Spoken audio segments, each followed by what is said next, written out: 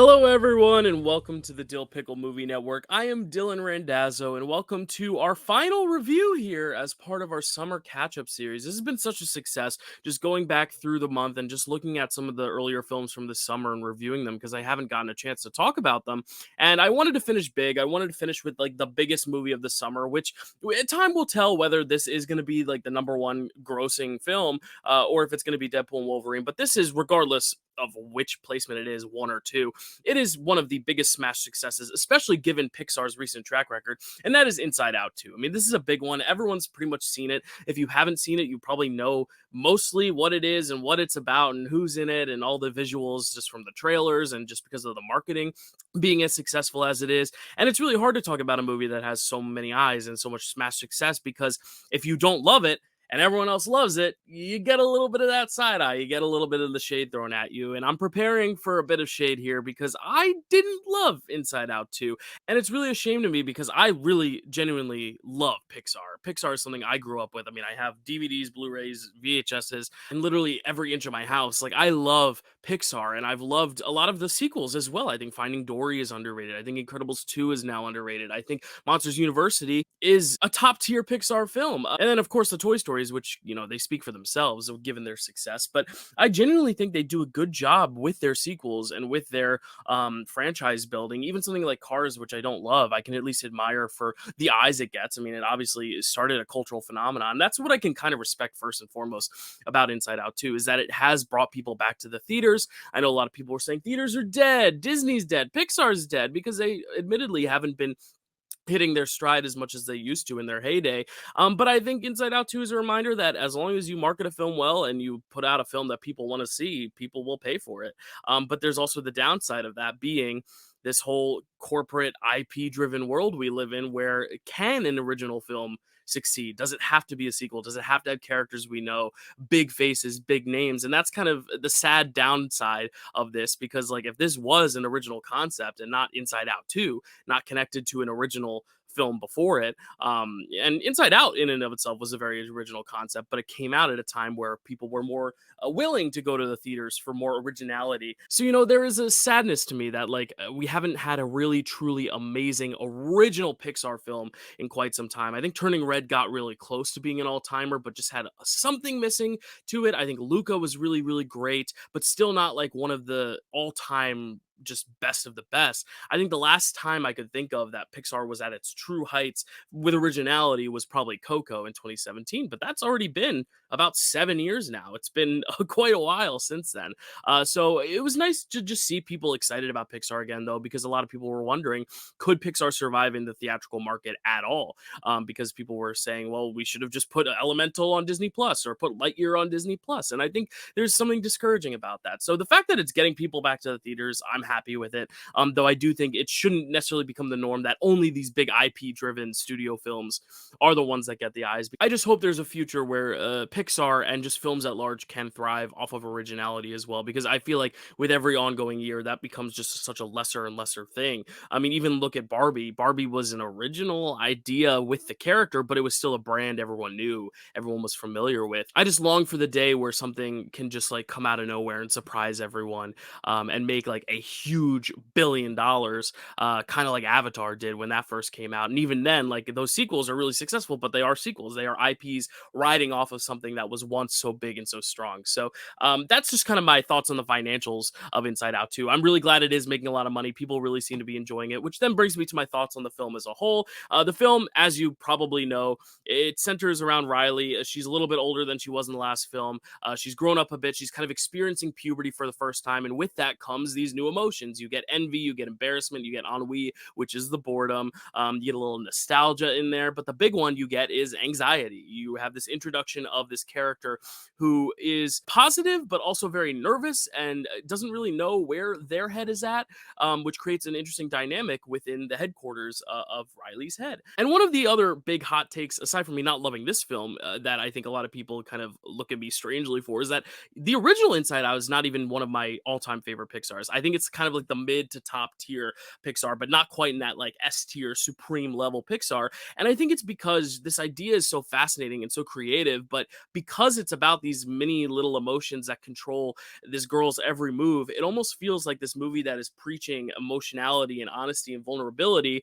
It feels like the character is hard to connect with because she's merely a puppet for all these other little emotions to control. And that's kind of how I felt in 2015. I really liked the characters. I love the voice acting. I loved the visuals and the world building and just the way they created the inside of Riley's mind. But when it came to Riley as a character, I feel like I was at such an arm's length disconnect with her because she merely seemed like a robot or a puppet that the others were kind of controlling. She didn't feel like she had any unique sense of self. And I kind of would go through all those logistical questions of like, well, this doesn't make sense and this doesn't make sense. The kind of stupid stuff that people bring when they talk about like the Cars films, like how do the cars reproduce, or how do the cars make other cars? Do they build other cars by themselves? Were there humans before the cars that built the cars? All those questions that I think I was starting to overanalyze when it comes to the original Inside Out, was thinking about all these logistics. Like, wait, so is she ever in control of her own personality? Do they control their every move? What about all the other emotions? And I feel like that's why a sequel is actually a smart idea for Inside Out, because you can kind of develop the concept even further and say, well, there are these nuances, like bringing in other emotions. Like as you grow older, there are new emotions that come and kind of take over, and can also kind of struggle to coexist, like that first film with joy and sadness struggling to coexist. And what I actually really like about Inside Out 2 more than anything is that Riley is given her own more independent sense of self. There is a quite literal plot line revolving around Riley's sense of self and her own independent thinking that I think kind of makes her a more engaging and relatable character, because she has her own way of thinking. She has these own thoughts that come of her own that aren't necessarily dictated by a push of a button, in this very inauthentic way. And that was one of the things I think this film really improved upon, is that I actually kind of could follow Riley as a character and not feel like she was just being manipulated her every move by these emotions. But then they also had to figure out what to do with the emotions. And I feel like, to an extent, a lot of the emotional journey, I shouldn't say emotional journey, because everything they do in this movie is emotional because they are emotions. But the overall arc of the film and the characters' journeys and the themes ultimately remain the same in a way. You've got your emotions, and then you've got this emotion that kind of overwhelms the other ones. In this case, it's anxiety. In the last film, it was sadness. And it's about how the other emotions, in that case, joy, in this case, are five core emotions, how they kind of respond to that. They do get sent away like the emotions do in the last film, and they have to journey their way back while finding the importance, which is finding a balance between all these emotions and finding harmony with these emotions.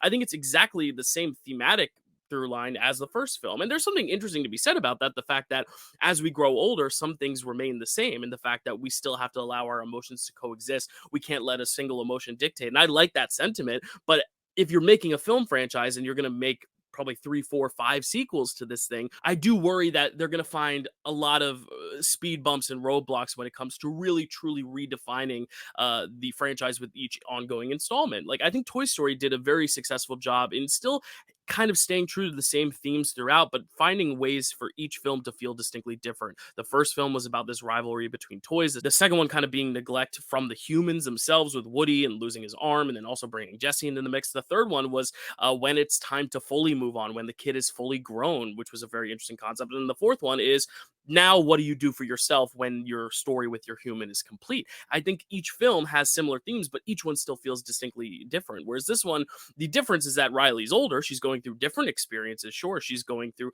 more romantic feelings and maybe some weird falling outs with friends that she doesn't know how to navigate because they're a little uncomfortable for her. Like, that is all different than like the first film, which is like the anxieties of moving. But I feel like the overall themes are so similar between film 1 and film 2 that I feel like the audience doesn't have necessarily much else to gain from it, aside from the fact that instead of the first film being about letting sadness into your life and learning to accept your sadness, that your sadness also makes you powerful as well as your joy. This time it's just anxiety in place of sadness. It's saying, okay, you are able to balance joy and sadness. Well, you also have this thing called anxiety, and it's learning how you are able to live with it rather than kind of block it out of your life completely, but also not allowing it to overwhelm you, which again is really important stuff to tell, especially younger people. But I just feel like with each ongoing franchise installment, I really hope they find new ways to go even further and not necessarily retread the same things. If the third film is about another emotion coming in and them all learning how to coexist with that emotion, I feel like it's just going to get very stale very quickly. But I do like this idea of revisiting Riley at each different phase of her life because it does bring a lot of relatability to the audience as well. This is something that the Toy Story franchise, I think, also succeeded in, was kind of making sure the audience could grow alongside the characters in the movie, specifically Andy. And, the kids who watched it, the first Toy Story, when they were young, were college aged when Andy was going to college in Toy Story 3, and you can kind of like follow along and connect to it in your own way. And I think kids of this generation are going to be able to do that with this franchise, where they're going to be able to see themselves at each different phase. The problem is, I just feel like it's retreading a lot of the same thematic beats. And that being said, the plot beats as well. I mean, just the fact that they're sending all the emotions off in order to kind of go on this journey to find their way back to headquarters. It's exactly what we saw in the first film. So that was kind of my frustration with Inside Out 2. And again, I don't have any glaring like hatred for this film. I don't even dislike it. I like this film. It's just I am not necessarily over the moon with it because I feel like a lot of the thematic stuff is stuff I've seen before. And then we can talk about all the other stuff that's not even to do with the story and the themes, which is the humor, the silliness, the fun, the action. And I feel like from that angle as well, I just wasn't as engrossed as I was in some other Disney films and other Pixar films. I think the comedy beats were fine. There was a recurring bit that I think the audience around me was also not really digging, but I've talked to other people and they really, really dig this one recurring joke and recurring gag. So I also think it depends on the audience you watch it with.